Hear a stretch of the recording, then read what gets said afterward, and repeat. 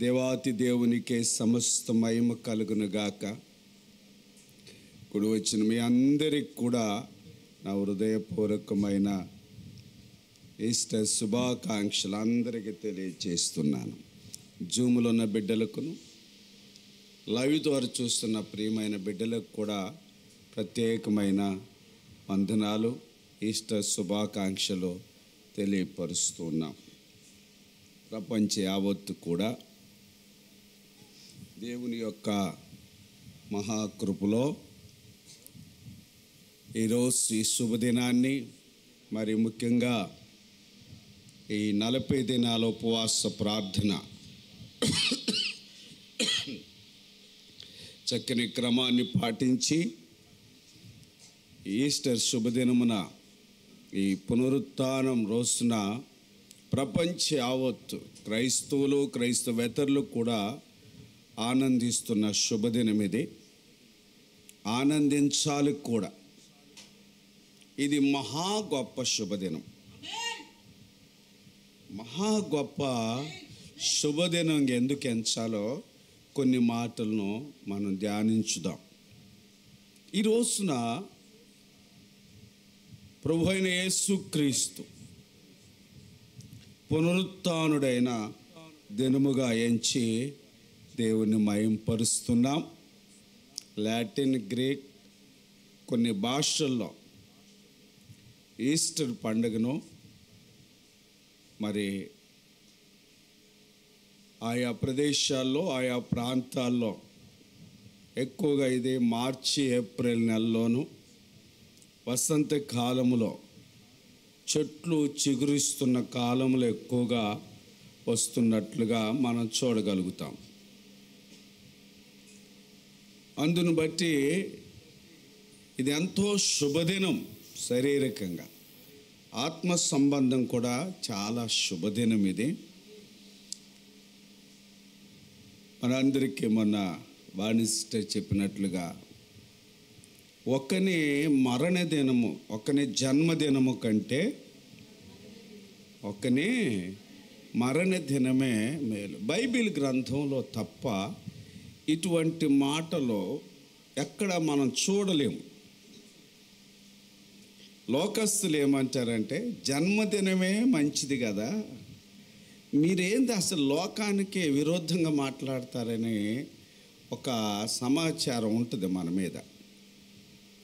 కానీ బైబిల్ గ్రంథం ఏమి రాయబడ్డదంటే ఒకని యొక్క జన్మదినము కంటే కూడా మరణ దినం మేలు. అందుకు మన ప్రభు అయిన యేసుక్రీస్తు మరణ దినమే మనకి మేలుకరంగా ఉంటుంది. మనకి మేలుకరంగా ఏం మేలైంది అనంటే సెలవులో పలికిన 7 మాటలు బిడ్డలు చక్కగా వివరించున్నారు.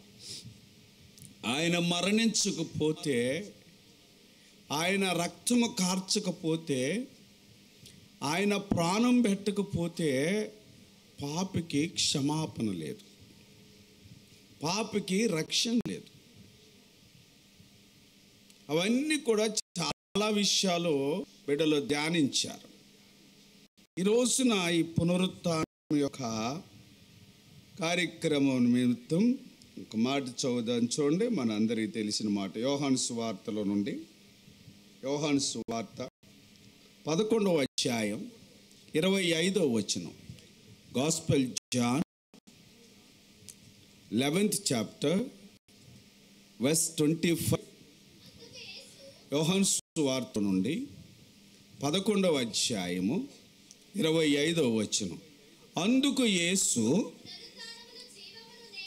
పునరుత్థానమును జీవమును నేనే, నా యందు విశ్వాసముంచువాడు చనిపోయినను బ్రతుకును. అంతే ఉందా?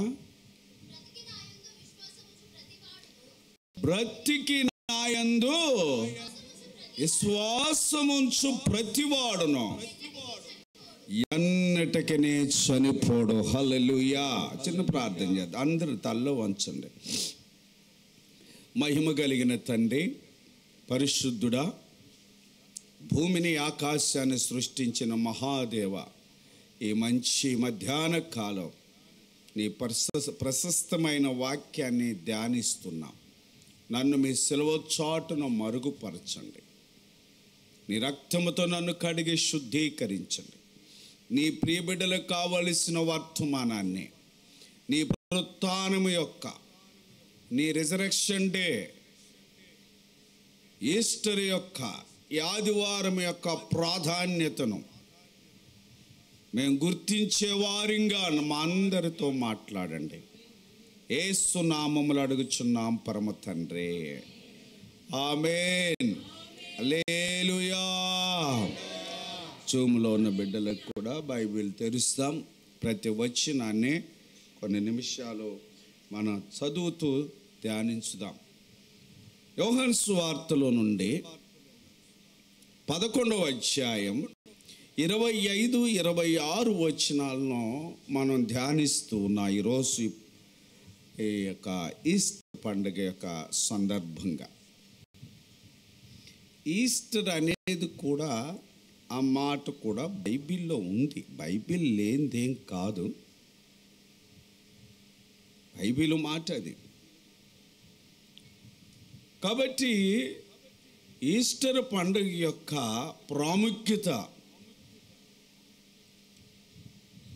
ప్రాముఖ్యమైనది ఏంటంటే, యేసుక్రీస్తు ప్రభువారు తిరిగి లేచాడు.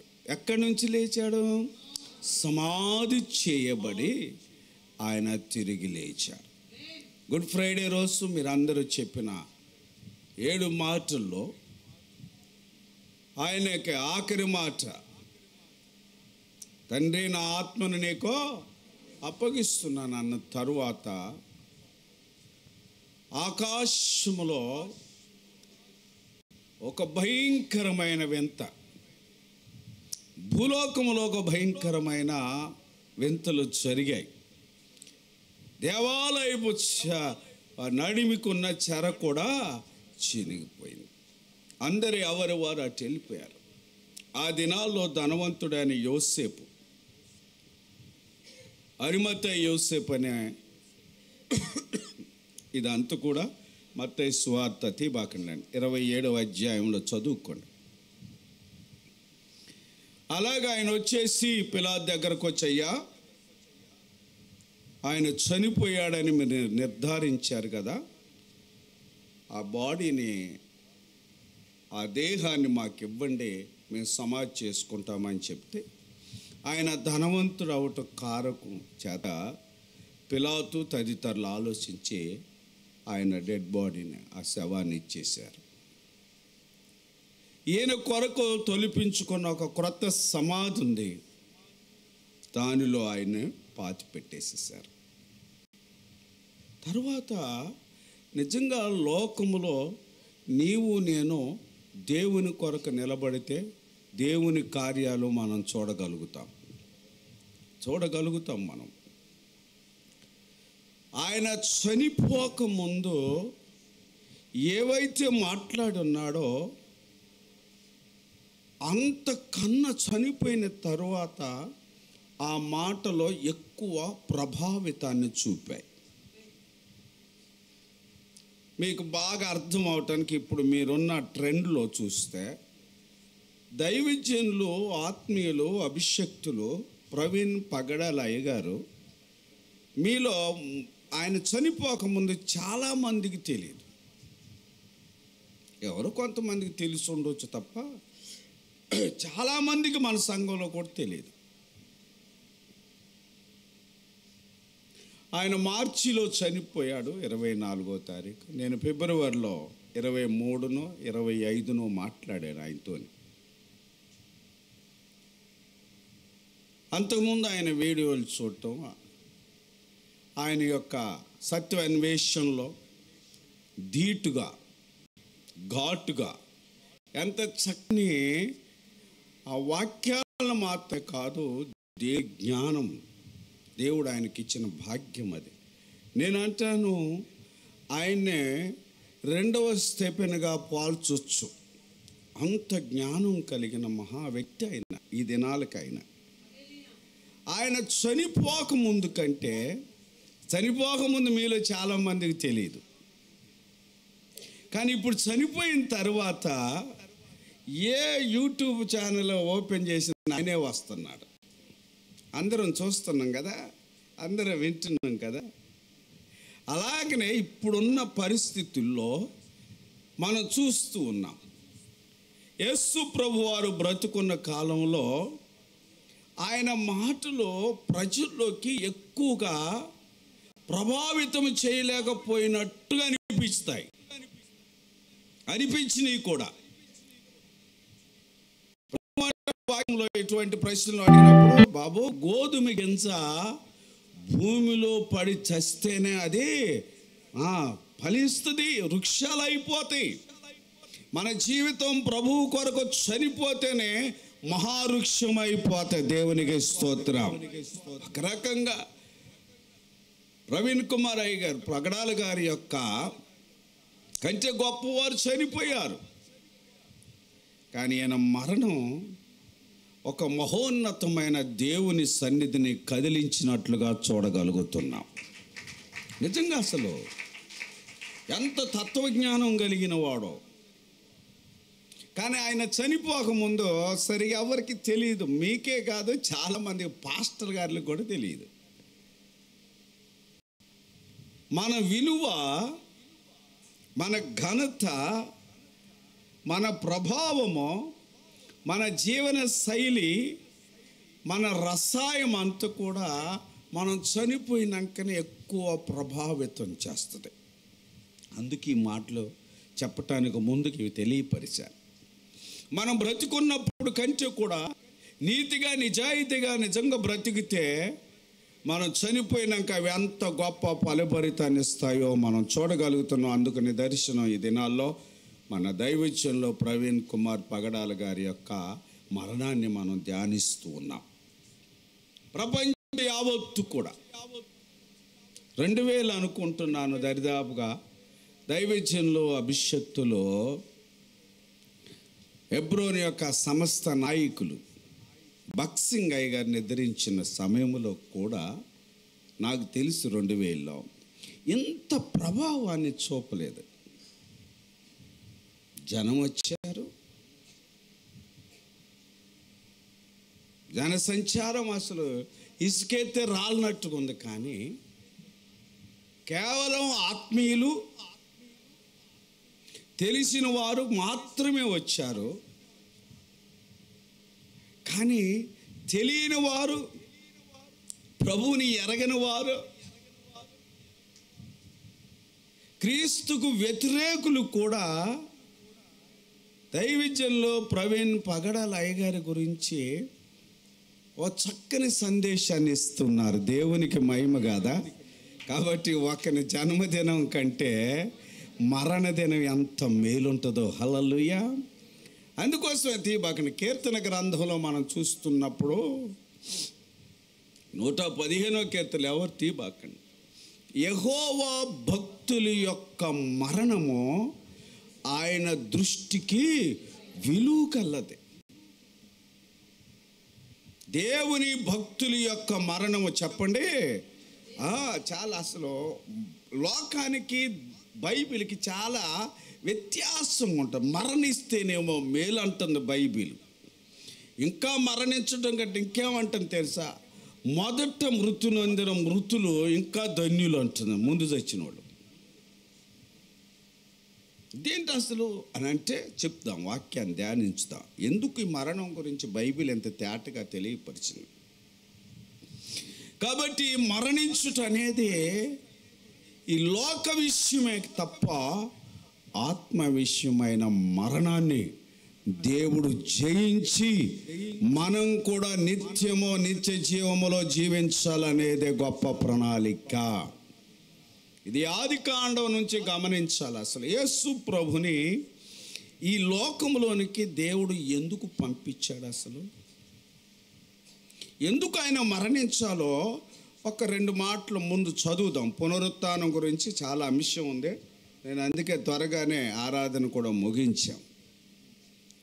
ఆదికాండం 3వ అధ్యాయములో చదవండి. ఆదికాండం, జెనసిస్ చాప్టర్ 3. ఎందుకు మన ప్రభు అయిన యేసుని లోకానికి పంపించాడు అనంటే 3వ అధ్యాయం 22వ వచనం నుండి చదువుదాం. 22 రైట్.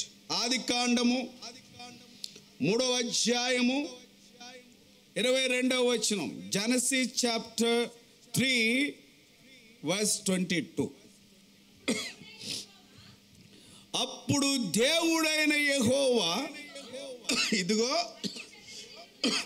మంచి చెడ్డలను ఎరుగునట్లు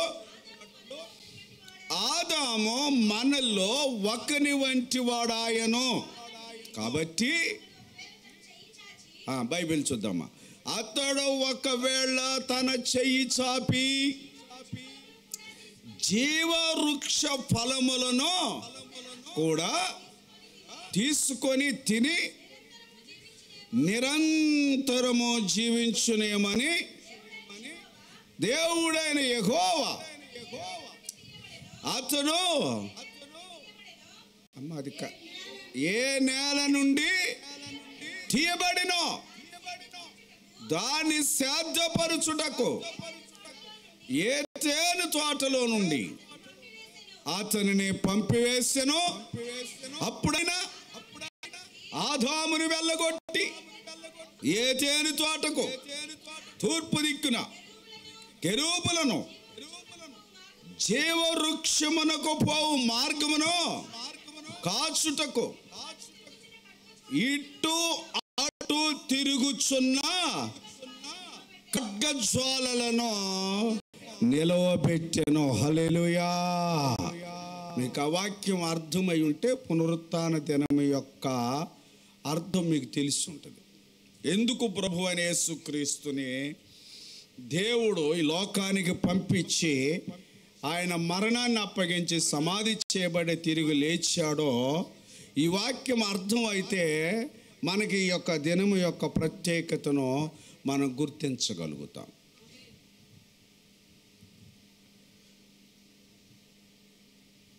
ఆరు రోజులు దేవుడు ఈ లోకంలో ఉన్న ప్రతి సృష్టిని ఆయన కలుగు చేశాడు. 6వ రోజు ఎవరిని చేశాడంట? ఆదాము. తన పోలిక చొప్పున తన ఆకారములోను తన ఇష్టానుసారంగా ఆయన జరిగించి 7వ రోజు ఏం చేయమన్నాడు? విశ్రాంతి తీసుకోమన్నాడు. తన పోలిక చొప్పున తన ఆకారములో నిర్మించాడంటే అర్థం ఏంటంటే ఒకసారి ఇటు గమనించండి బిడ్డలారా. తన పోలికనంటే దేవునికి 2 కళ్ళు, దేవునికి 2 ముక్కులు, దేవునికి 2 పెదాలు, 2 కాళ్ళు, 2 చేతులు ఉన్నాయని ఆ పోలిక కాదు నీకు చెప్పేది. ఆయన స్వరూపం అంటే ఈ స్వరూపం కాదు. మరి ఎంతమంది లెక్క ఉంటాడా దేవుడు? ఒక తల్లికి తండ్రికి పుట్టిన బిడ్డలే 2-3 రకాలుగా ఉంటున్నారు. మనం ఎట్లా ఉంటాం అట్లా? దాని అర్థం ఏంటంటే దేవుని ఉద్దేశముల ప్రకారంగా. ఆ మాట మీకు తెలియాలంటే తీబాకండి. అపోస్తుల కార్యంలో 13వ అధ్యాయంలో దావీదు గారి గురించి రాయబడి ఉంటుంది. దావీదు నా హృదయానుసారుడు, నా ఉద్దేశములను నెరవేర్చిన వాడు అంటాడు. అది హృదయానుసారుడు. చెప్పండి. తన ఉద్దేశములను అదన్నమాట. ఆదామును దేవుడు ఏర్పాటు చేసి తన పోలికలో ఆలోచనతో చిత్త ప్రకారంగా ఎందుకు చేశాడు అని అంటే తన హృదయానుసారంగా తన ఉద్దేశాలను నెరవేర్చటానికి. అంటే మరలా మీరు ఇది కూడా తెలియాలి, ఇంకా కొంచెం స్పష్టంగా తెలియాలంటే ఆదికాండం 1వ అధ్యాయం 1వ వచనం ఒకరు చదవండి. చూడండి. Genesis chapter 1 verse 1. ఆదికాండము 1వ అధ్యాయం 1వ వచనం. ఆది అందు దేవుడు భూమి ఆకాశములను ఏం చేశాడు? ఆది అందు దేవుడు. చెప్పండి అమ్మా, అందరం త్వరగా చెప్దాం. బిర్యానీ కూడా దమ్ అయిపోయినట్టుంది కాబట్టి కొంచెం త్వరగా చెప్తే నేను త్వరగా ముగించేస్తా. ఆది అందు దేవుడు, ఆది అందు దేవుడు. బ్రదర్స్ కొంచెం స్లో అవుతుంది. ఆది అందు దేవుడు సృజించాడు, భూమిని సృజించాను. రెండవ వచనం అది చూసారా? మొదటి అధ్యాయము మొదటి వచనానికి రెండవ వచనానికి కొన్ని వందల సంవత్సరాల గ్యాప్ ఉంది. అది ఆది యందు దేవుడు ఎలా చేశాడు? ఆది యందు దేవుడు భూమిని ఆకాశంలో మంచిగానే సృజించాడు. కానీ కింద వచనం అంటుంది భూమి ఎలా ఉందంట? నిరాకారముగాను శూన్యముగాను ఉండెను. ఈ చీకటి ఎక్కడి నుంచి వచ్చింది? అసలు దేవుడు సృష్టించలేదు కదా. ఆది యందు దేవుడు భూమిని ఆకాశములనే సృష్టించాడు కదా. దేవుడు సృష్టించిన భూమి ఆకారం లేకుండా నిరాకారంగా ఎట్లయిపోయింది? ఇది తెలిస్తే నీకు పునరుత్థానం యొక్క ఆ ప్రభావము మనం గుర్తించగలుగుతాం. ప్రతి సంవత్సరం ఈస్టర్ చేస్తున్నాం, ప్రతి ఆదివారం పునరుత్థాన దినమే. నేను అంటాను ప్రతిరోజు పునరుత్థాన దినమే. ప్రతిరోజు ఆయన నూతన శక్తిని మనకిస్తాడు, పునరుత్థాన శక్తిని. ఆది యందు దేవుడు భూమి ఆకాశములను అది. కానీ దేవుడు ఏది చేసినా ఒక ఆకారంగానే చేస్తాడు, దాన్ని నిరాకారంగా చేయడు. ఎప్పుడైనా గుర్తుపెట్టుకోండి. కానీ కింద రెండో వచనానికి ఉన్న చరిత్ర ఒకవేళ మీకు తెలియాలంటే యెషయా గ్రంథం 14వ అధ్యాయం త్వరగా తీయండి. ఐసయా 14 చాప్టర్ చదువుమా, తీసిన వాళ్ళు ఒకళ్ళు ఉంటే.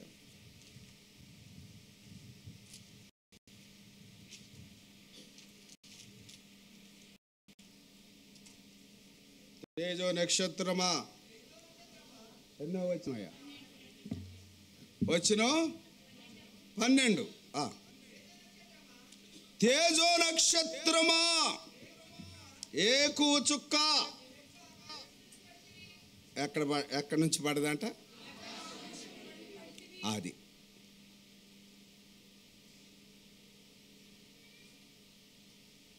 దేవుడు భూమిని చేశాడు. తేజో నక్షత్రమా, వేకువ చుక్క, నీవెట్లు ఆకాశము నుండి అక్కడ పడదంట భూమి మీదకు పడిపోయింది. అప్పుడు భూమి నిరాకారం అయిపోయింది. ఆకారం ఉన్నదంతా కూడా గట్టి చదవండి. జనములనే పడగొట్టిన నీవు నేల మట్టము వరకు ఎట్లా నరకబడితివి? నేను ఆకాశమునకు ఎక్కుపోయేదను, దేవుని నక్షత్రములకు పైగా నా సింహాసనమును హెచ్చింతును. ఉత్తర దిక్కునున్న సభా పర్వతం మీద కూర్చుంది. బాగా చదవాలమ్మాయి, ఈస్టర్ ప్రభావం లేదు నీకు. మేఘమండలం మీదకి ఎక్కుదును, మహోన్నతునితో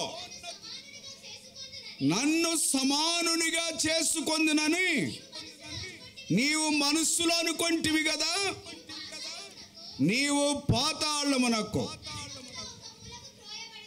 ప్రైజ్ ది లార్డ్. అర్థమైందా? మొదటి ఆదికాండం 1వ అధ్యాయంలో 1వ వచనంలో దేవుడు భూమిని ఆకాశమును చేశాడు, అంతే. భూమిని అంతే చేశాడు, ఇంకేం చేయలేదు. మొదటి అధ్యాయం మొదటి వచనానికి అంతే చేశాడు. కానీ ప్రాముఖ్యమైన 3 దూతలు, ఎన్నో వందల కోట్ల దూతలు ఉన్నాయి ఆయనకి. మనకి బైబిల్ ఎక్కువగా పరిచయం చేసిన దూతలు 3 ఉన్నాయి. ఏమేం 3 ఆ దూతలు? గాబ్రియేలు, మిఖాయేలు, లూసిఫర్. గాబ్రియేలు, మిఖాయేలు, లూసిఫర్ అనే ప్రాముఖ్యమైన దూతల్ని బైబిల్ మనందరికీ పరిచయం చేసింది. గాబ్రియేలు యొక్క దూత యొక్క పనేంటి?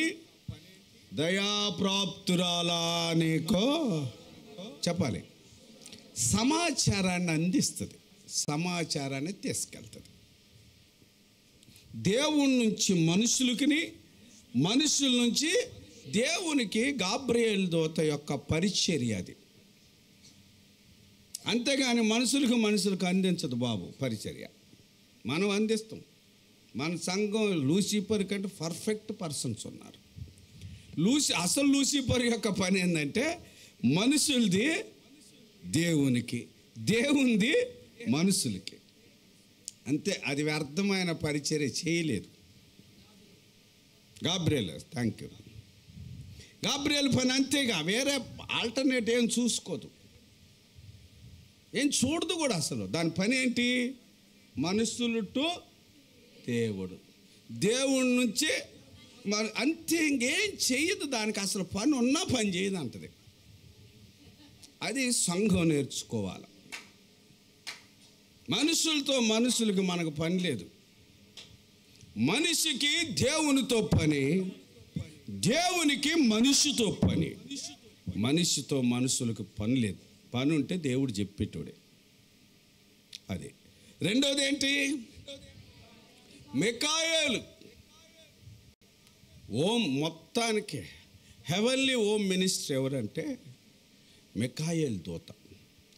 యుద్ధం చేయటానికి, యుద్ధ రంగాన్ని, సైన్య సమూహాన్ని సిద్ధపాటు చేసేదే ఏ దూత అంట? మిఖాయేలు దూత. మూడోది ఏంటంటే లూసిఫర్. ఇది ఎప్పుడు దేవుని చుట్టే ఉంటుంది, ఇస్కరియోతు యోధ లెక్క. ఇది బయటికి వెళ్ళదు. యుద్ధ సమాచారం దీనికి వద్దు, లోకంలో ఏం జరుగుతుందో దీనికి వద్దు అని ఇది ఎప్పుడు ఆయన ఆవరణంలోనే, ఆయన ప్రాంగణంలోనే, ఆయన ధవళ సింహాసనం ఎదుటే దేవుణ్ణి స్తుతించే క్రమం. హల్లెలూయా. స్తుతిస్తూ స్తుతిస్తూ జీవము కలిగిన దేవుణ్ణి ఆరాధిస్తుంటే ఆయన మహోన్నతమైన మహిమ ప్రత్యక్షత కోట్లాది వేలాది లక్షలాది మిలియన్ దూతలో దేవుణ్ణి మయంపరుస్తున్నారు. దేవుణ్ణి మయంపరుస్తుంటే నేను మహిమపరచటం వల్లనే కదా ఈ దేవునికి ఎంతమంది దూతలో సహకారులు ఆరాధన చేస్తున్నారు కదా. నేనే ఇంకొంచెం పైకి వెళితే నేనే ఆయనకు సమానంగా. అందుకని యేసు ప్రభు వాక్యం ఫిలిప్పీ పత్రిక 2వ అధ్యాయంలో చూస్తే ఆయనకి సమానుడిగా ఎంచుకోలేదు. ఆయన రిక్తిగా దీనుడిగా వచ్చాడు. కానీ లూసిఫరు సృష్టించినోడికే సృష్టికర్త అవ్వాలని చూస్తుంది. ఇది సమానంగా, నేను కూడా సమానమే కదా అని అంటే తన మనస్సులోనే తాను అనుకున్నదంట. తంతే దబేళ్ళమనే భూలోకం మీదకి పడ్డది. గర్వము ఎప్పటికీ ఏ మనిషికి ఉండకూడదు, అంతటి వారికైనా, మరీ ముఖ్యంగా దేవుని నమ్మిన బిడ్డలకు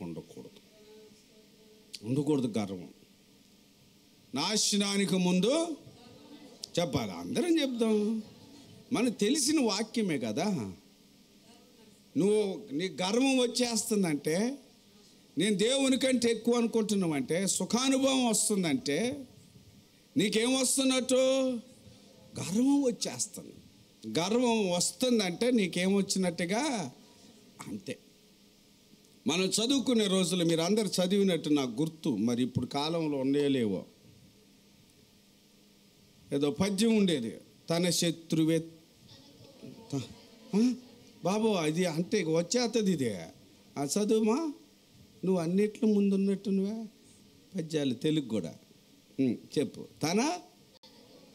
తన కోపమే తన శత్రువు, తన శాంతమే తనకు రక్ష, దయ చుట్టంబవు.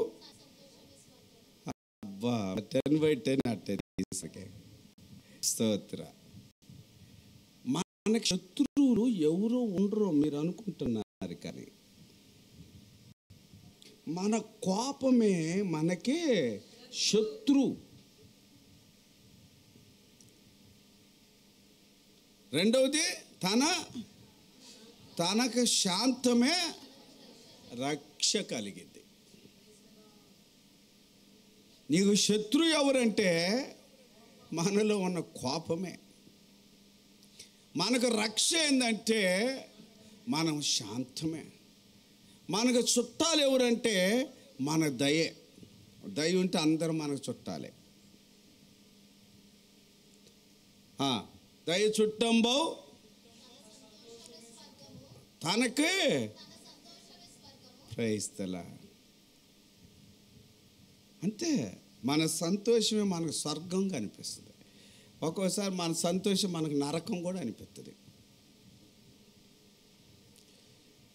నాశనానికి ముందు ఏమొస్తుంది అంటే చెప్పండి, చెప్దాం, గర్వం వస్తుంది.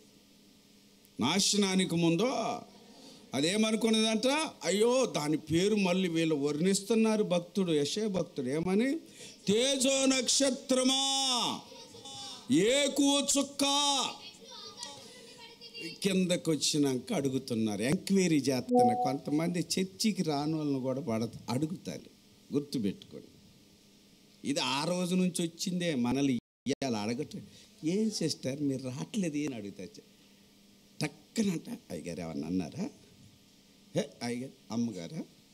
అమ్మగారు కదా అయ్యగారు. మరి ఎవరు అన్నారు? పక్కన వాళ్ళు అన్నారు.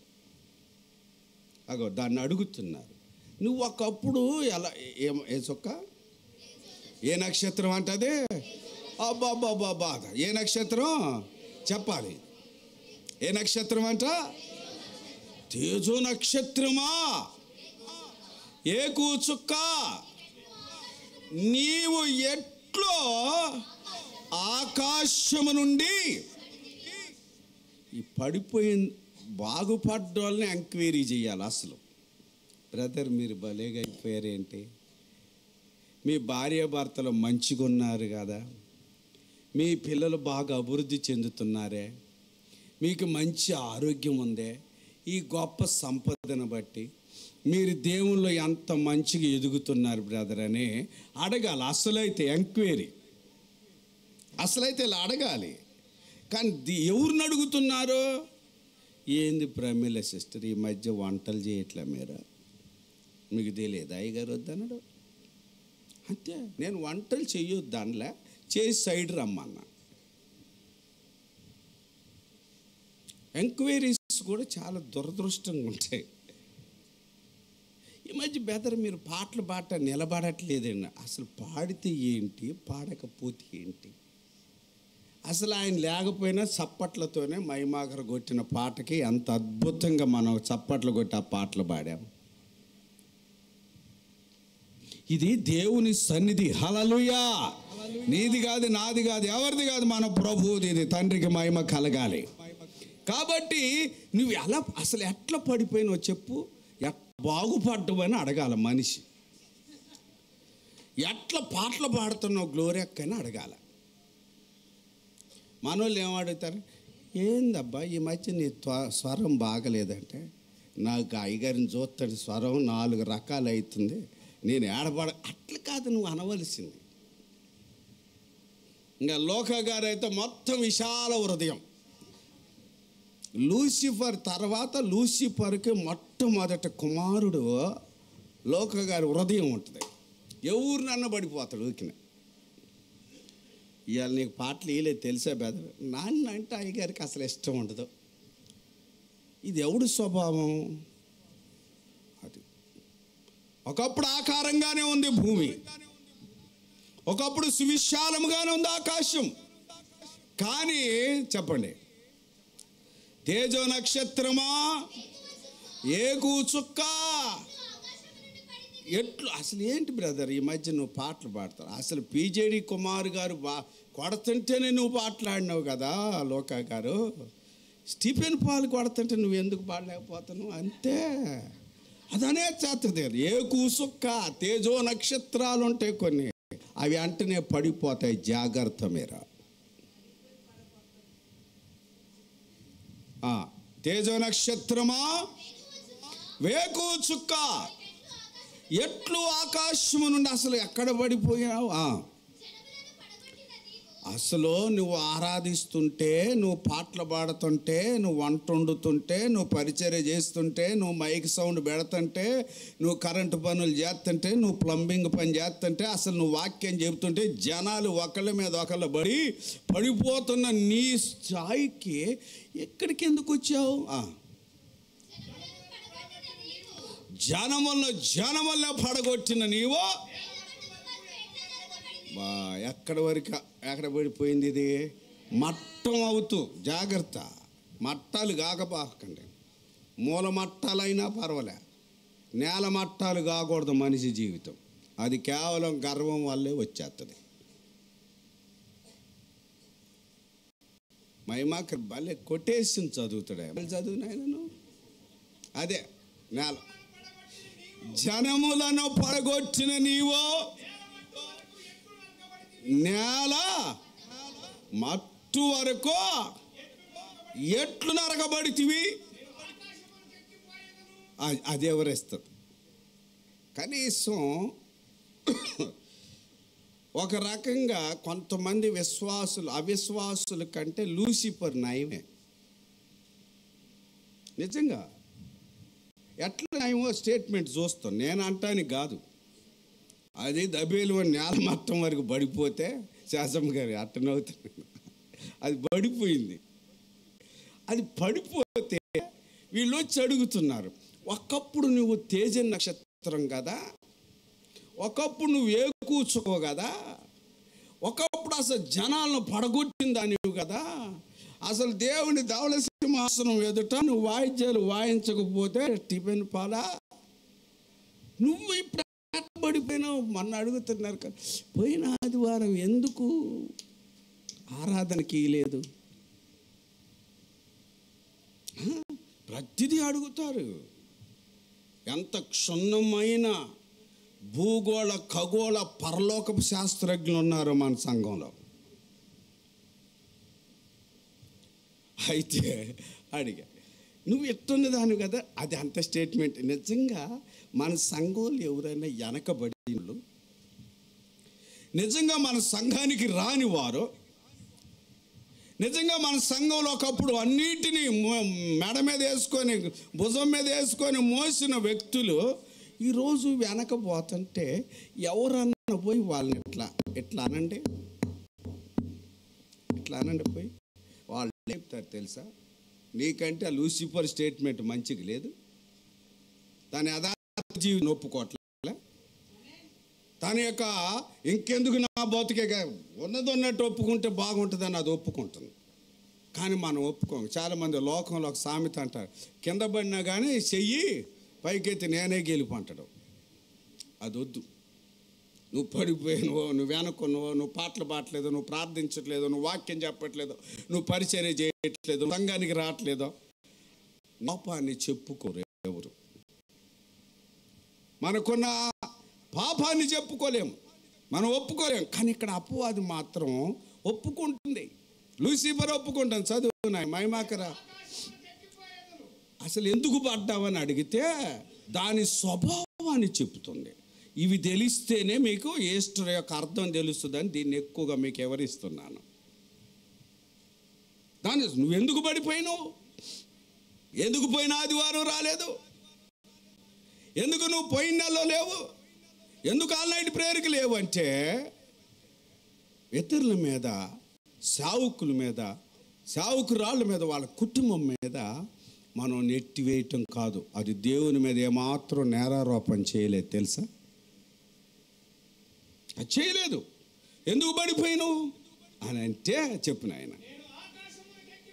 నేను ఆకాశమునకు ఎక్కిపోయేదను, దేవుని నక్షత్రములకు పైగా.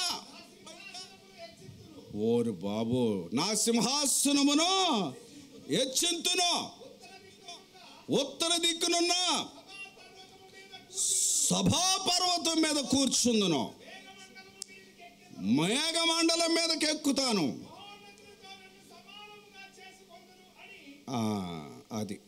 అది స్టేట్మెంట్. ఎందుకు పడ్డవో దాన్ని ఎవరిని ఇచ్చింది అడిగారు. మనలాంటి వాళ్ళు అడుగుతారు కదా, ఏందబ్బా తినే అంటేనే పోతున్నావని అడుగుతారు. అరే వాళ్ళకి ఎన్నో పనులు ఉంటాయి, అవసరాలు ఉంటాయి, పిల్లల దగ్గర, కాలేజ్ దగ్గరికి, స్కూల్ దగ్గరికి వెళ్ళాలి. వాళ్ళు పోయింది కూడా తప్పేనా నీకు? ఇంకా దీన్ని అట్లా అడుగుతున్నారు. ఏమైందబ్బా, ఏమైంది? ఎప్పుడు అందరు కలిసి తినేటోళ్ళు ఇప్పుడు కలవకుండా తింటున్నారు, ఏందబ్బా? దాన్ని అడిగితే అదే ఒరిజినల్ స్టేట్మెంట్ ఇస్తుంది. నేను గర్విష్ఠురాలనయ్యా, మహోన్నతునితో నన్ను సమానంగా చేసుకుందునని అనుకున్నది తనలో తాను మనసులో అనుకొంటిని. అందుకే ఒక్క తన్నుదంటే అవతల పడి భూమి మీదకి వచ్చాను అని. అప్పటి నుంచి భూమి ఆకారముగా ఉన్నది నిరాకారంగా చేసింది. అది అప్పుడు వచ్చేసింది. మరలా దేవుడు సృష్టిని చేసి అప్పుడు 2వ వచనం నుండి మనకి మరలా 2వ సృష్టి, అది ఆ సృష్టిని చెడిపింది. 3వ అధ్యాయములో ఆదాము మీద కసిపెట్టి, అవ్వ మీద పగబట్టి, వీళ్ళిద్దరిని దేవునికి విరోధంగా, దేవునికి వ్యతిరేకంగా, దేవునికి ఆయాసంగా, దేవుడు ఏ ప్రణాళికతోనైతే, ఏ ఉద్దేశంతోనైతే, ఏ ఆలోచనల చేతనైతే, ఏ యొక్క సంకల్పము చేత, ఏ ఏర్పాటు వీరిని ఏర్పాటు చేశాడో, దేవుని ఏర్పాటు, దేవుని ప్రణాళికలో నుండి తప్పించటమే, దేవుని ఏర్పాటు, దేవుని ప్రణాళికలో నుండి తప్పించటమే, దేవుని ఏర్పాటు. అప్పుడు దేవుడు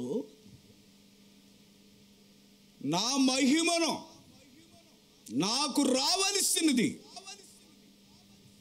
ఆదాము ద్వారా నేను అనుకున్నానే, అది చెడగొట్టింది.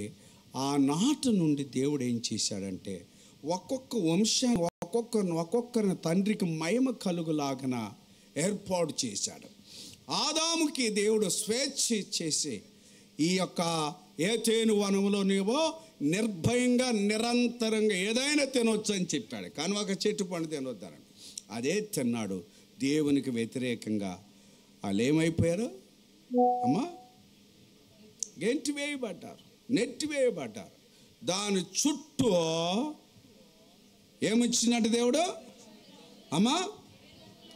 కెరూబులను, జీవవృక్షమునకు పోవు మార్గమును కాచటానికి ఇటు అటు తిరుగుచున్న ఖడ్గజ్వాలలను నిలవబెట్టాడు. దేవునికి స్తోత్రం. ఆదాము ఎట్టి పరిస్థితుల్లో ఆ తోటలోకి, ఆ ఏదెను వనములోనికి ప్రవేశించటానికి ఆదాముకి అవకాశం లేదు. గెట్ అవుట్ అని ఎల్లగొట్టేసేసాడు. అమ్మా ఏమి ఎల్లగొట్టేశాడు? ఇదేంటి,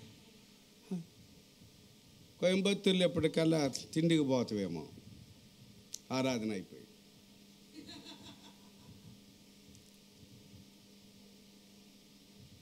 ఇప్పుడు దేవుడు లేదా మన లోకరక్షకుడు అయిన ప్రభువు అయిన యేసుక్రీస్తు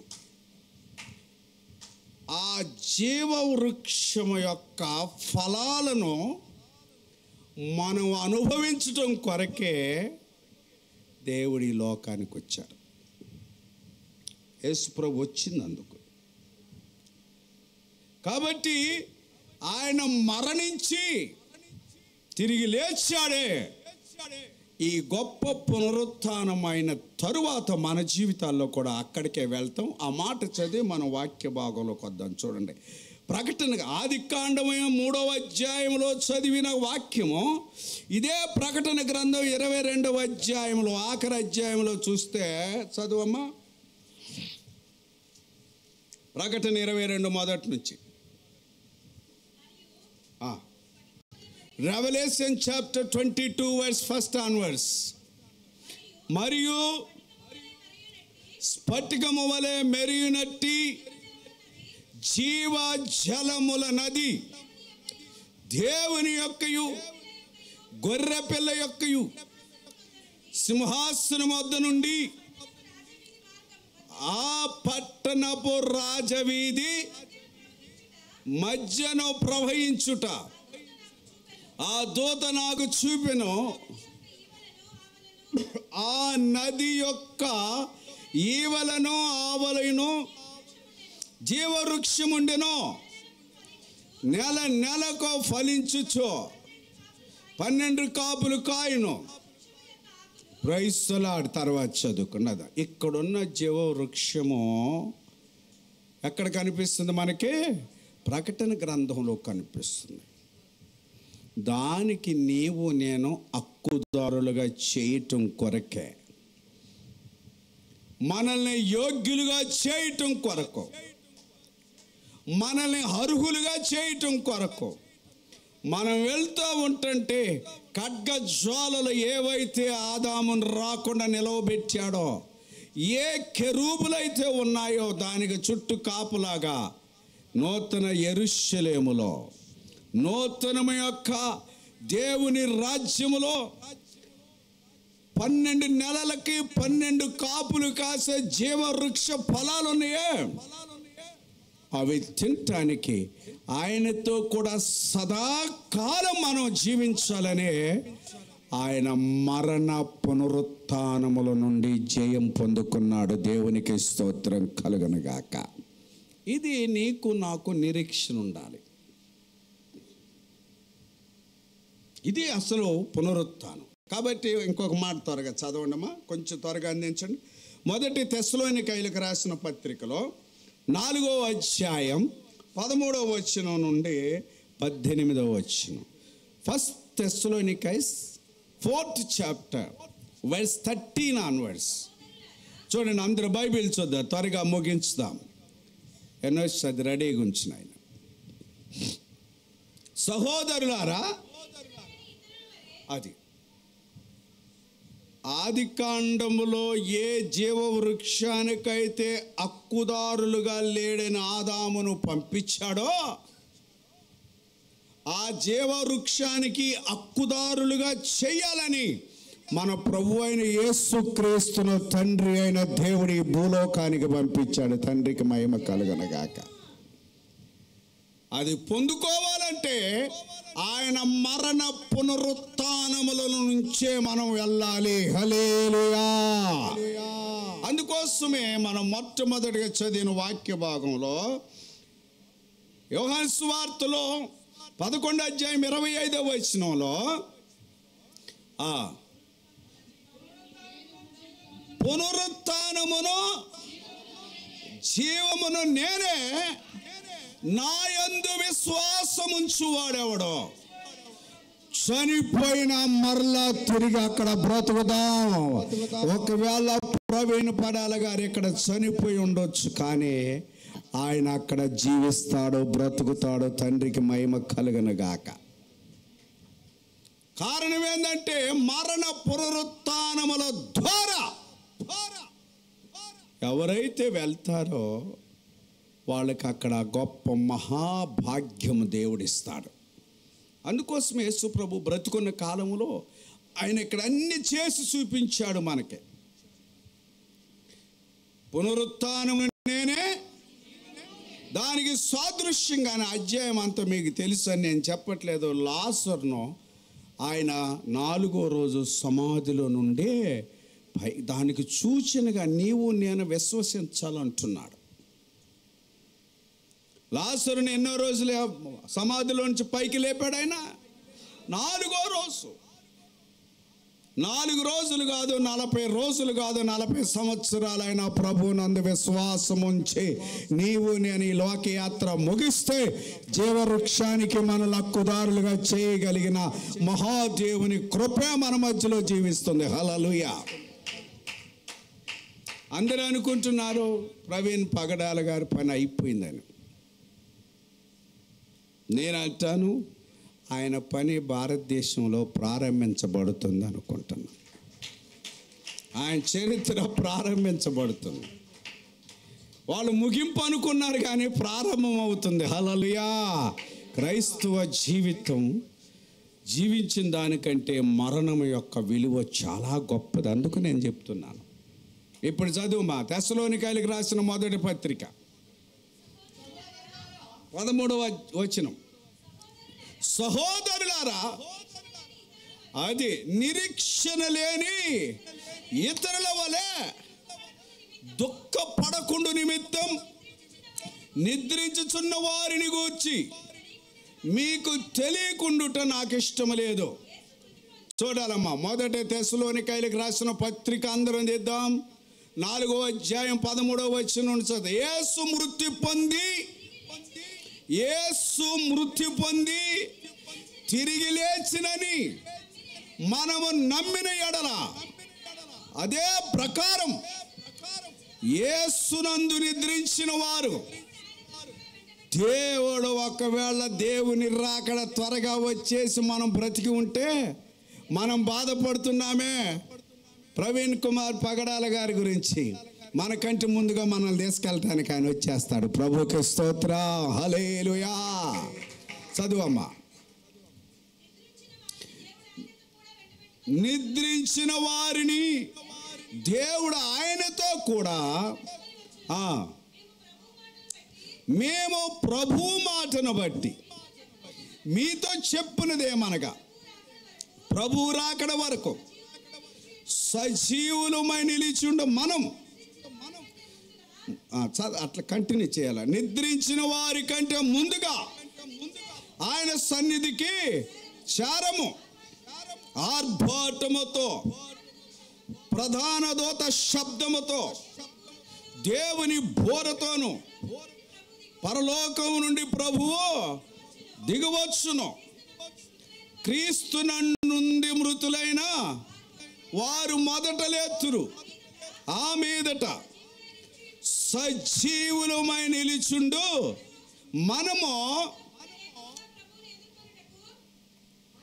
ఆయనతో కూడా ఏకముగా ప్రభువుని ఎదుర్కొనుటకు ఆకాశ మండలమునకు మేఘముల మీద నేడో రేపో నా ప్రియుడేసో మేఘాల మీద ఎత్తించునో.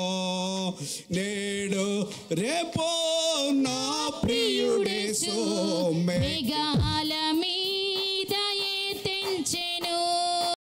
మహిమాన్వితుడై ప్రభు యేసు మహిస్థలమునకు ఎత్తించెను. మహిమాన్వితుడై ప్రభు యేసు మహిస్థలమునకు ఎత్తించెను.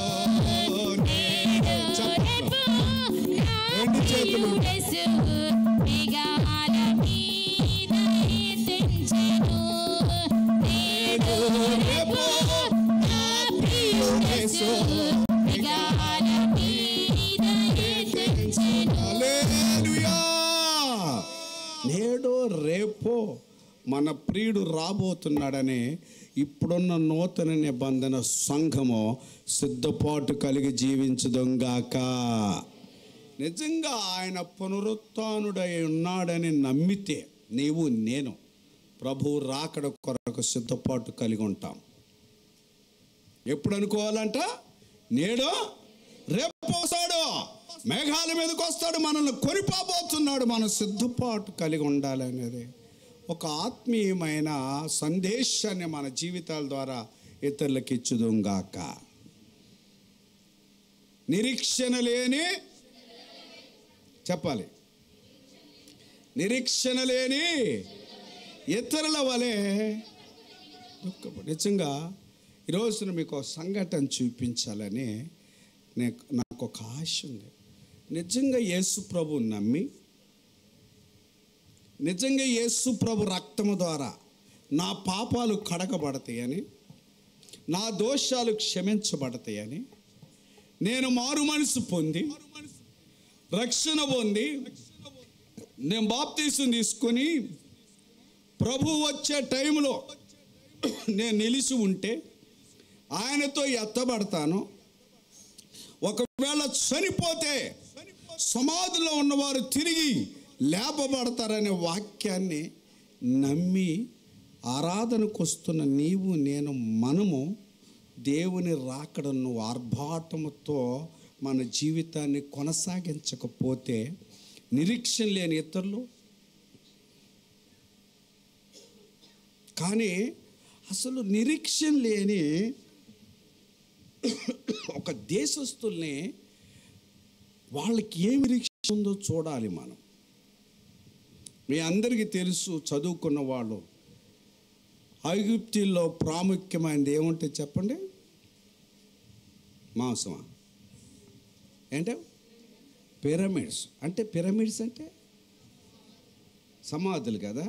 ఒకసారి చూద్దాం అసలు సమాధులు ఎలా ఉన్నాయో చూద్దామా. వాళ్ళ యొక్క విశ్వాసము, వాళ్ళ నిరీక్షణ చూడండి. వాళ్ళు సమాధులు ఎలా కట్టారో మనం చూడగలిగితే ఒకసారి గమనించండి.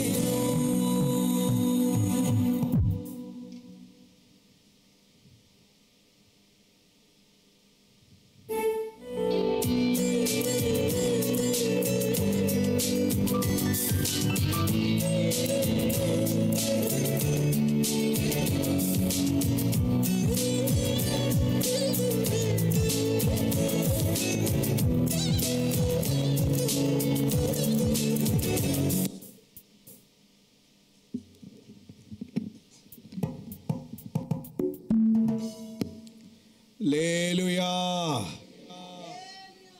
అర్థమైన వాళ్ళం గట్టిగా చెప్దాం. అర్థం కాని వాళ్ళము, అర్థమైన వారం అందరం మరొకసారి చెప్దాం. హల్లెలూయా, స్తోత్రం.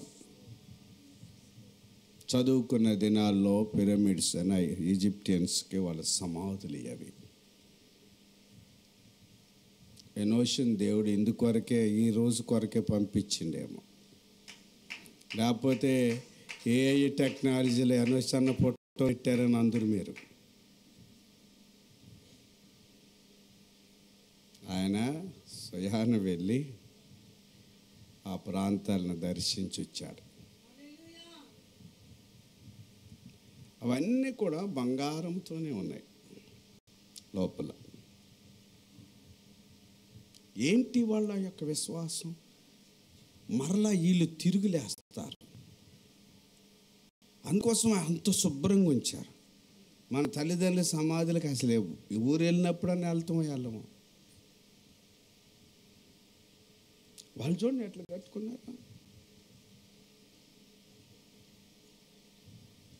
మరి మనం ఇంకెంత గొప్పగా ఉండాలి. మన కొరకు ప్రాణం పెట్టి శిలువ మరణాన్ని భరించి సమాధి చేయబడి తిరిగి లేచి మృత్యుంజయుడుగా మన ప్రభు అయిన యేసు మరలా తిరిగి రాబోతున్నాడే. ఆయన కొరకు మన ప్రాణాత్మ శరీరములు ఇంకెంత శుద్ధంగా ఉండాలి. ఆయన కొరకు ఎదురు చూడటమే, ఆయన రాకడలో మనము ఎత్తబడటమే పునరుత్థానం యొక్క శక్తి ప్రభావం మనలో నిజ జీవితంలో ఉండాలి. ఆయన వచ్చిన రోజు మనం ఎత్తబడలేదనుకో, మనం విడబడ్డామనుకో, ఎన్ని సంవత్సరాలు చేసిన ఈ క్రైస్తవ జీవితం, ఈ మాదిరి బూడిదలో పోసిన పన్నీర్ లెక్క అయిపోతుంది. కాబట్టి నిరీక్షణ లేని ఇతరుల వలె మీరు దుఃఖముఖులై ఉండొద్దు. మరి ఏం చేయాలి అమ్మా? దుఃఖపడకుండా నిమిత్తం నిద్రించుచున్న వారిని గూర్చి, అది పునరుత్థానం యొక్క ప్రాముఖ్యత. నీవు నేను ఒకరోజు ప్రభు రాకడ ఆలస్యమైతే నిద్రలోకి వెళ్ళిపోతావేమో. వారిని గురించి నీవు నేను తెలుసుకోవాల్సింది, సిద్ధపాటు అయ్యేదే ఈ చక్కని ఈస్టర్ పండుగ. మన ప్రభువుని సమాధి చేశారు, సమాధి చుట్టూ భద్రం చేశారు. రోమా సైనికులు 3వ రోజు వరకు కూడా కాపలా ఉన్నారు. అయినా కానీ ప్రభు అయిన యేసుని దేవుడు లేపాడు. దేవునికి స్తోత్రం. ఆయన లేపాడు. చదువు మా త్వరగా. తెస్సలోనికీ యేసు మృతి పొంది తిరిగి లేచినని మనము కూడా ఈ రోజు నుంచి అయినా, కనీసం కొత్తగా వచ్చిన వారు, పాతవారైనా, బాప్తిసం తీసుకున్నవారు, తీసుకొనిన వారైనా, జూమ్లో ఉన్నవారైనా, లైవ్లో చూస్తున్న వారైనా, యేసు మృతి పొంది తిరిగి లేచినని మనము నమ్మిన ఎడల, అదే ప్రకారం యేసునందు నిద్రించిన వారిని దేవుడు ఆయనతో కూడా ఎంటబెట్టుకొని వచ్చును. అది మేము ప్రభు మాటను బట్టి మీతో చెప్పేది ఏమిటి అని అంటే, ప్రభువు రాకడ వరకు ఒకవేళ సజీవమై నిలిచి ఉన్న మనము నిద్రించిన వారి కంటే ముందుగా ఆయన సన్నిధికి చేరము. అది ఎలా వస్తాడో ప్రభు చూడండి. అమ్మా బైబిల్ చూడండి, ఎలాగ వస్తాడో బైబిల్ చూడండి బిడ్డలారా. ఎన్నో వచనం మాదే? 16వ వచనం చూడండి బైబిల్. మొదటి తెస్సలోనికైలకు రాసిన పత్రిక 4వ అధ్యాయం 16వ వచనం. ఎలాగ వస్తాడంటే ఆయన ఆర్భాటముతోనో ప్రధాన దూత శబ్దం, దేవుని బోర, దేవుని ప్రధాన దూత శబ్దము, ఆర్భాటముతోనో ప్రధాన దూత శబ్దముతోనో దేవుని బోరతోనో పరలోకము నుండి ప్రభువు దిగివచ్చును. క్రీస్తునందుండి, అక్కడ జాగ్రత్తగా, ఎవరంట?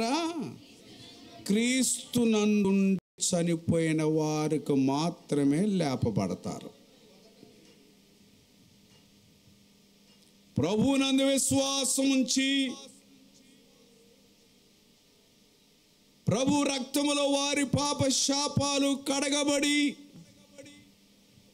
ఆయన పునరుత్థానుడై ఉండి నమ్మిన ఎడల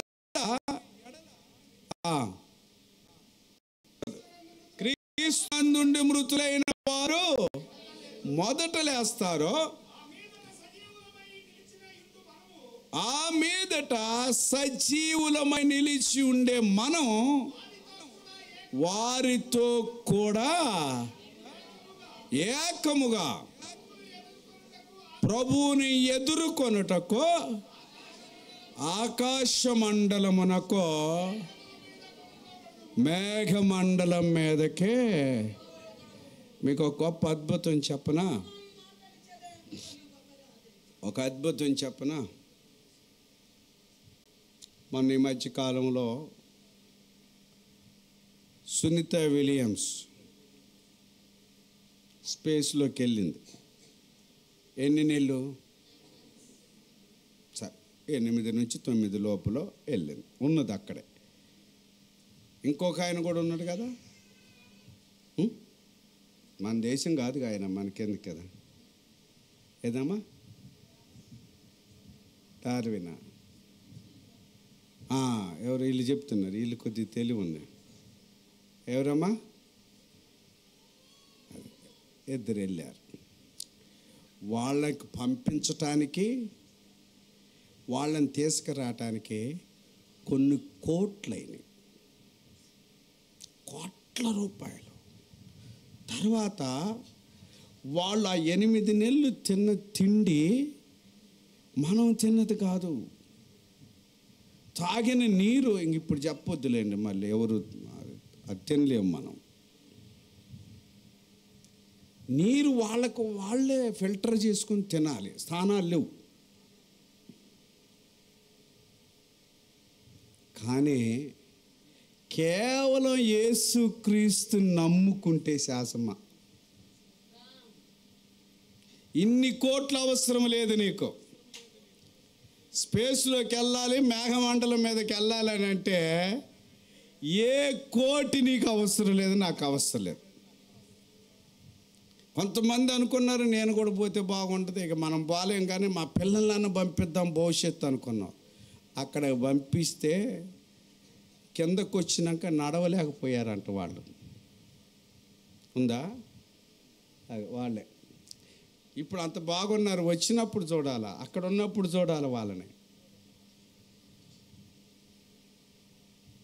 కానీ యేసు ప్రభునందుని విశ్వాసం ఉంచితే, మన శాప పాప దోషాలన్నిటినీ ఆయన నామము పేరట ఒప్పుకొని విడిచిపెట్టి, యేసు రక్తము చేత నీవు నేను మనమందరం కడగబడి పరిశుద్ధమైన జీవితము మనం జీవిస్తూ ఆయన రాకడ కొరకు ఎదురు చూస్తుంటే ఉచితం అసలు. హల్లెలూయా! ఫ్రీగా వచ్చాడు. ప్రధాన దూత శబ్దముతోనూ ఆర్భాటము, పరలోకం అంతా ఆర్భాటంతో కిందికి దిగి వస్తుంది. ఒక్క ఫ్లైట్ కొరకే ఎన్నెన్నో పారాచూట్లు వేసుకొని అందరూ లోకమంతా చూశారు వాళ్ళిద్దరి కొరకు. నిన్ను నన్ను తీసుకెళ్ళటానికి పరలోకములో ఒక గొప్ప ఆర్భాటం అవుతుందంట ఆయన రాకడక ముందు. హల్లెలూయా! ఊర్లో పెళ్ళిళ్ళు కుక్కల సందడి అన్నట్టుగా పరలోకంలో గొప్ప సందడి అవుతుందంట మనల్ని తీసుకెళ్ళాలని. మన ప్రవీణ్ పగడాల అయ్యగారు చనిపోకముందు నాతో ఒక్క నెలకు ముందే శామ్యూల్ కోకిలతో మాట్లాడామేమో, ముచ్చటిచ్చామో, చాలా అభినందించుకున్నాము ఒకరినొకరు. ఆయన్ని తీసుకురావాలని పరలోకంలో ఆయన పోయి సందడి చేస్తున్నాడు. ఇప్పుడు సందడే సందడే సందడే, అదే పునరుత్థానం. ఆ సందడే పరలోకంలో జరగబోతుంది. హల్లెలూయా! ఆయన ఇప్పుడు సందడి చేయబోతాను. త్వరగా వెళ్ళాలి యేసయ్యా, తొందరగా వెళ్ళి. ఎందుకంటే ఆయన నన్ను మే నెలలో పిలవాలనుకున్నాడు, నేను పిలవలేదు, పోలేదు. అందరి కొరకు వారి సంఘంలోకి తీసుకెళ్ళాలి, ఈ సంఘం అందరూ నేను తీసుకురావాలన్న ఆయన సందడి చేసుకొని వస్తాడు. హల్లెలూయా! అదే పునరుత్థాన దినం. దాని కొరకు నీవు నేను సిద్ధపాటు అవ్వాలి. పరలోకంలో ఏముంటుందంటాయా? ఆర్భాటం ఉండాలా. మనం ఆరాధనకు ఒకవేళ నిజంగా ఈ లేటుగా వచ్చేటోళ్ళు నిజంగా ప్రభు అప్పుడే వచ్చేస్తాడు అనుకోండి, మీరు స్నానం చేస్తారు. కొంతమంది లేవరు. ఇక్కడ 9కి ఆరాధన అంగామ ఆర్భాటం అవుతుంటే మందిరంలో ఇళ్ళల్లా స్టవ్ల మీద చేపల ఫ్రై ఆర్భాటం అవుతుంది, టిఫిన్లు ఆర్భాటాలు అవుతాయి.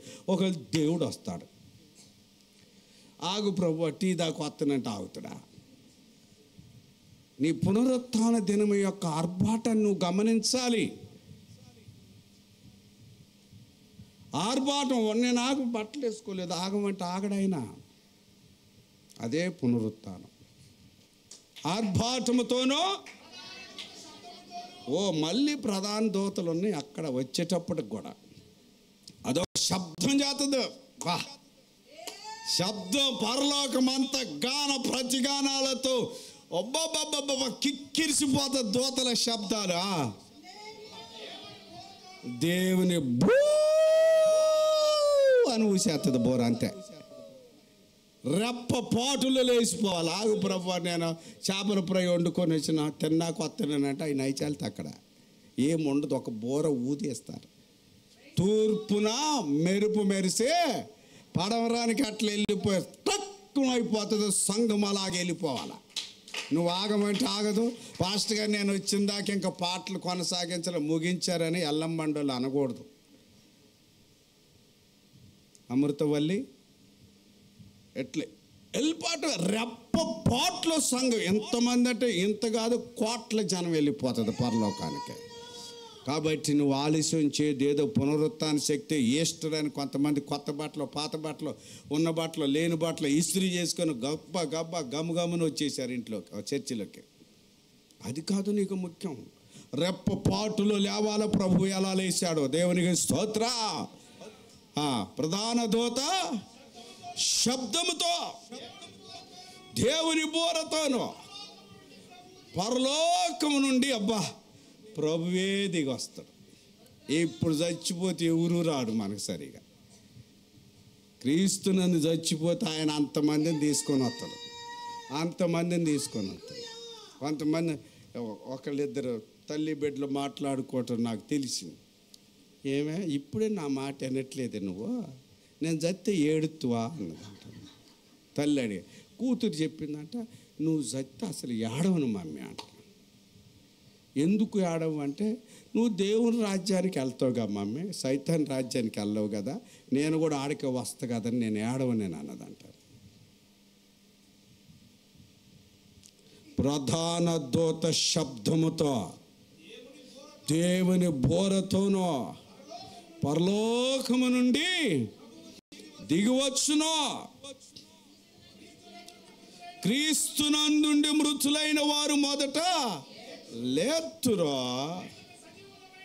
ఆ మీదట సజీవమై నిలిచుండో మనము వారితో కూడా ఏకముగా ప్రభువుని ఎదుర్కొనుటకు. అది వాళ్ళకి అన్ని కోట్లు పెట్టారు. పానం అల్లాడిపోయింది. ఆకలి దప్పులకి వాళ్ళే అన్నీ ఎట్లా ఎండిపోయిన సరిపోయిన మొత్తం ఏదో గోళీలు ఇచ్చారంట, తినండి అని 8 నెలలు. మనం జీవవృక్ష ఫలాలు ఉన్నాయా, ఆ ఫలాలు తింటే మనం ఆడండి. దేవునికి స్తోత్ర. ఈ శరీర సంబంధమైనది ఉండదు నీకు అక్కడ. నాకు ప్రైజ్ లా. ఏ ఆదామునైతే జీవవృక్ష ఫలాలకి తినకూడదని అయోగ్యుడిగా ఎంచి బయటికి నెట్టాడో, కడమ ఆదామైన మన ప్రభువైన యేసుక్రీస్తు ద్వారా మనకు ఆ భాగ్యాన్ని ఇచ్చాడో. దేవునికి స్తోత్రం కలుగును గాక. అందుకే క్రీస్తు నందుండి జీవించాలి, క్రీస్తు నందుండే మరణించాలి, క్రీస్తు నందుండే లేపబడాలి. దేవుని బిడ్డలకు ఏ ఆటంకమో ఏమున్నా కానీ ప్రభు కొరకే జీవించడం గాక. క్రైస్తవత్వంలో చాలా వాక్యాలు ఉన్నాయి, వచ్చే ఆదివారం చూస్తాం. మనకు కూడా నిన్న మరి ఎక్కడ ఎవరైనా కూర్చున్నారో లేరో నాకు తెలియదు, కానీ మన గోడ మీద రాశాం యేసుక్రీస్తు అందరికీ ప్రభు అని రాశాం. గుడ్ ఫ్రైడే రోజు 7 గంటలకు ఫోన్ చేస్తే మనం ఎత్తలే. తర్వాత నేను ఫోన్ చేస్తే, యేసుక్రీస్తు నీకు ప్రభు అయి ఉండొచ్చు, అందరికీ ఎందుకు రాసినాను? మీకే ప్రభు అని రాసుకో. అరే ఏమైంది సార్ ఏంటి? వినిపిస్తాను, ఇప్పుడు వద్దులే, ఉంటాడు కూడా, వచ్చే ఆదివారం రాడు కాబట్టి వినిపిస్తాను. ఎంత నీచమైన భాష మాట్లాడుతున్నాడు. అరే మా గోడ కట్టుకున్నాము, మా గోడకి రంగేసుకున్నాము, మేము రాసుకున్నాము, మీకేంటి అసలు? నువ్వు అందరికి రాయొద్దు, నీకని రాసుకో. ఒకవేళ తీసేసినంత మాత్రాన ప్రభు యేసుక్రీస్తు అందరికి ప్రభువు కాడా? దాన్ని ఆపు చేసినంత మాత్రాన సర్వలోకాన్ని ఆపు చేయగలుగుతావా? ఒక ప్రవీణ్ పగడాలను చంపగలిగారు, కానీ ఆయన ఆత్మను చంపగలుగుతావా? నువ్వు సువార్త ఆగగలిగిద్దా? ఒక స్టెఫెన్ను చంపారు. స్టెఫెన్ను, దేవునికి మహిమ, స్టెఫెన్ను చంపాడు 6-7 అధ్యాయంలో. 9వ అధ్యాయములో స్టెఫెను కొరకు ఎవరైతే నిలవబడి స్టెఫెన్ను చంపండి అని తాకీదులు తీసుకొచ్చి, ఇప్పుడు భాషలు ఏమనాలంటే చంపిన వాళ్ళకి వెంటనే బెయిల్ ఇవ్వటం, వెంటనే బెయిల్ కూడా తీసుకొని వచ్చారు, జైల్లోకి వెళ్ళకుండా. తాకీదులు అంటే అప్పట్లో అలాగా, ఇప్పుడు ఇలాగా. జైల్లోకి వెళ్ళకుండా ఏం తీసుకొచ్చారంట? బెయిల్ తీసుకొచ్చారు. బెయిల్ తీసుకొచ్చి స్టెఫెన్ను చంపేసేసారు. మనకి దేవుడు ఉన్నాడు, మనకి దేవుడు ఉన్నాడు. మన దేవుడు సర్వయుగములలో సజీవుడవు, పోల్చగలనా నీ సామర్థ్యమును, కొనియాడదగినది నీ దివ్య తేజం. నా ప్రాణం నా ధ్యానం నీవే యేసయ్యా. సరిపోల్చగలనా నీ సామర్థ్యమును, కొనియాడదగినది నీ దివ్య తేజం. నా ప్రాణం నా ధ్యానం నీవే యేసయ్యా. నా ప్రాణం నా ధ్యానం నీవే యేసయ్యా. హల్లెలూయా. సరిపోల్చగలుగుతామైందే.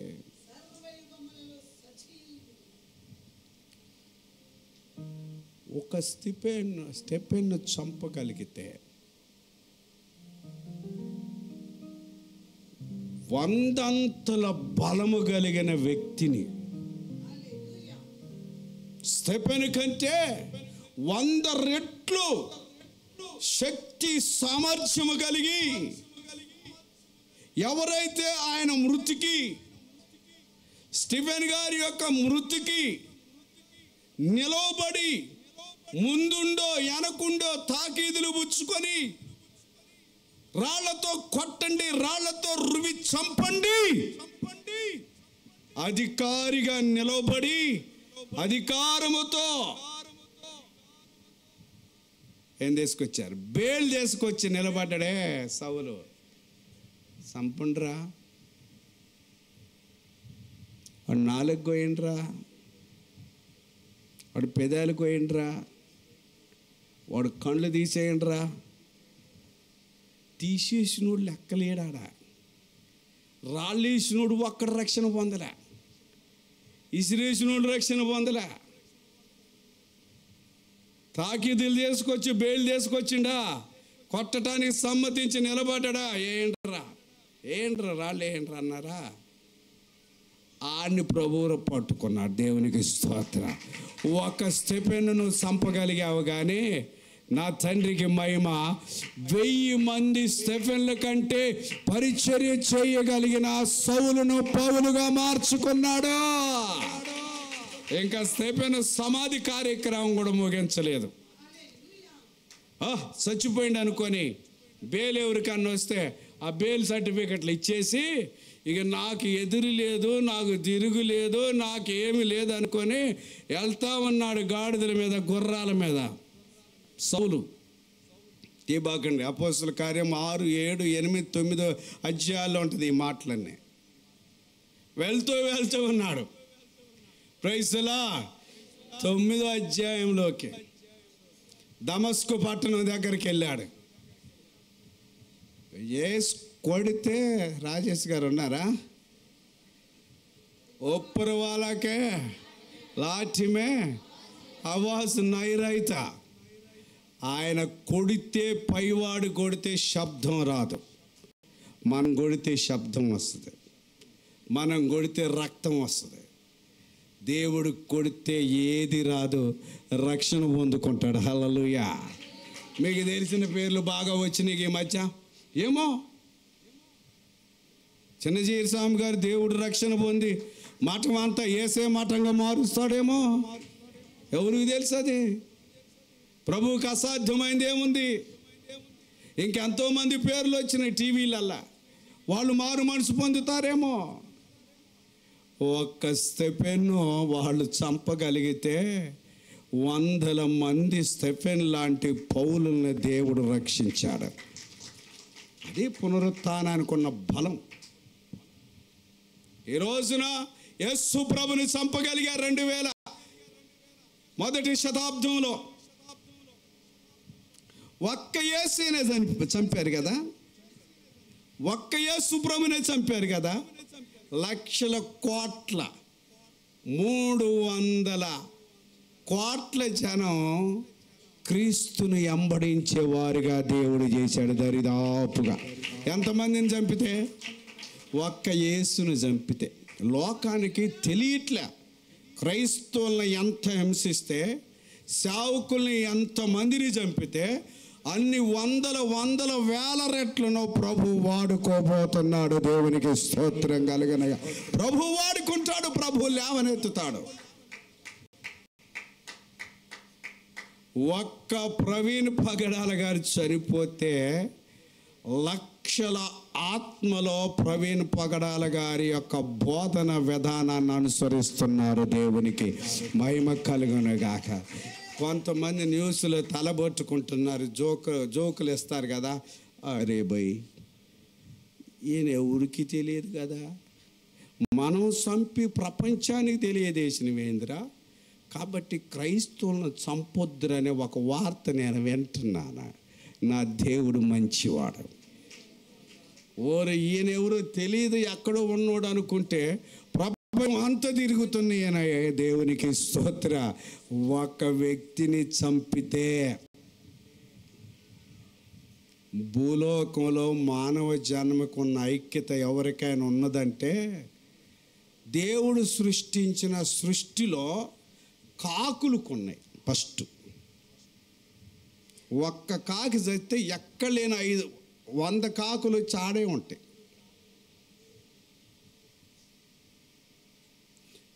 ఒక్క క్రైస్తవుని చంపితే ప్రపంచంలో ఉన్న క్రైస్తవులందరూ అక్కడే దిగి ప్రార్థన చేస్తారు. నా తండ్రికి క్రీస్తు రక్తపు ప్రేమ అది. కాబట్టి దేని కొరకు మీరు నేను మనం భయపడిన అవసరత లేదు. అంతే. 1:100. 1:100. ఒకరిని చంపితే 100 మందిని చంపుతారు. ఒక్క వ్యక్తిని పెసకరంపేట ఐపీసీ చర్చి పాస్టర్ గారు, ఆయన చనిపోకముందు 2-3 సంవత్సరాల క్రితం తెలంగాణ ఐపీసీ సంస్థకి నాయకుడిగా, ప్రెసిడెంట్గా దేవుడు ఎన్నుకున్నాడు. ఆయన పెద్ద శంకరంపేటలో ఇక్కడ ఆయన పండ్లు ఓడబీకి రోడ్డు మీద రక్తం కారింది ఆయనకి. ఆ రక్తము కారితేనే ఎంతమంది దేవుడు నిలబెడితే, నిజంగా చచ్చిపోతే ఇక కుక్కడపల్లిలో దేవుని నామం ఇంకెంత ఘనంగా మయంపరచబడిద్దో. హల్లెలూయా. అది పునరుత్థాన శక్తి అంటే. ఒక స్టెఫెన్ చచ్చిపోతే 100 మంది స్టెఫెన్ లాంటి సౌలును పౌలుగా మార్చగలిగారు. రాజుల దగ్గరికి వెళ్ళాడు పౌలు, అధిపతుల దగ్గరికి వెళ్ళాడు పౌలు, ఇశ్రాయేలీల దగ్గరికి వెళ్ళాడు పౌలు. హల్లెలూయా. ఈరోజున నీవు నేను భయపడిన అవసరం లేదు. మరణమా చెప్పాలి. అది హోషేలో మనం 13వ అధ్యాయం తీపక్కనలే ప్రవశిస్తాడు ఆయన. ఆ మాటను కొరింథీ మొదటి పత్రికలో 15వ అధ్యాయంలో పౌలు గారు మరలా దాన్ని ఎత్తిపడతాడు. మరణమా ముల్లెక్కడా? మరణమా నీ విజయం ఎక్కడా? మరణపు ముల్లో పాపం. అది అంతే, ధర్మశాస్త్రమే. ఈరోజు కొన్ని శాస్త్రాలు పాపాన్ని నేర్పిస్తున్నాయి, కొన్ని శాస్త్రాలు ఉగ్రవాదాన్ని నేర్పిస్తున్నాయి, కొన్ని శాస్త్రాలు మరణకాండను ప్రోత్సాహపరుస్తున్నాయి, కొన్ని శాస్త్రాలు భయంకరమైన హత్యలకు, పాపానికి, వ్యభిచారానికి, మానభంగాలకి కొన్ని యొక్క శాస్త్రాలు ఉపయోగపడుతున్నాయి. క్రీస్తు శాస్త్రం మాత్రం దేవుని ప్రేమ ఇదిగో జనులార భావంబు అను తెలియరే, కేవలము నమ్ముకొనినా పరలోక జీవంబు మనకబ్బునో, కేవలము నమ్ముకొనినా పరలోక జీవంబు మనకబ్బునో. అందరం పాడదాం మోకరించి. దేవుని ప్రేమ ఇదిగో జనులార భావంబునను తెలియరే, కేవలము నమ్ముకొనినా పరలోక జీవంబు మనకబ్బును, కేవలము నమ్ముకొనినా పరలోక జీవంబు మనకబ్బును. జూములో ఉన్న సర్వలోకము మనలను తన వాక్య సత్యముతో చేసెను, సర్వోపకారుడుండే మన మీద జాలిపరుడైయుండెను. సర్వలోకము మనలను తన వాక్య సత్యముతో చేసెను, సర్వోపకారుడుండే మన మీద జాలిపరుడైయుండెను. దేవుని ప్రేమ ఇదిగో జనులార భావంబునను తెలియరే, కేవలము నమ్ముకొనినా పరలోక జీవంబు మనకబ్బునో, కేవలము నమ్ముకొనినా పరలోక జీవంబు మనకబ్బునో. యేసుక్రీస్తు. దేవుని బిడ్డలారా, ప్రార్థన చేస్తాం. వాక్యం నిమిత్తం మన మధ్యలో ఎన్నో శిపాలు ఉన్నారు, ముందుకు వస్తారు. దేవుని ప్రార్థన చేస్తారు. ఆఖరి ప్రార్థన. దేవునికి స్తోత్రం. అమ్మా యేసుక్రీస్తు విశ్వాసం ఉంచి నిరీక్షణ లేని ఇతరుల వలె ఉండొద్దు. నీవు నేను ప్రభు మహిమ కొరకే జీవించాలి. నీ కొరకు, నా కొరకు, మనందరి పాప శాప దోషాల కొరకే శిలువ మరణాన్ని భరించి రక్తం కార్చి ప్రాణం పెట్టి ఆయన ఆత్మను తండ్రి చేతికి అప్పగించి సమాధి చేయబడి తిరిగి మూడవ నాడు లేచిన మృత్యుంజయుణ్ణి ఆరోహణమైపోయాడు, తిరిగి రాబోతున్నాడు. ఆయన రాకడ కొరకు నీవు నేను సిద్ధపాటు కలిగిన సందేశమే ఈస్టర్ పునరుత్థానము పండుగ శుభ సందేశం. ప్రార్థన చేద్దాం. చేయనండి. Praise the Lord. సమయం ఇచ్చిన పాస్టర్ గారికి, అమ్మగారికి వందనాలు చెల్లిస్తున్నాను. ప్రార్థన చేసుకున్నాం.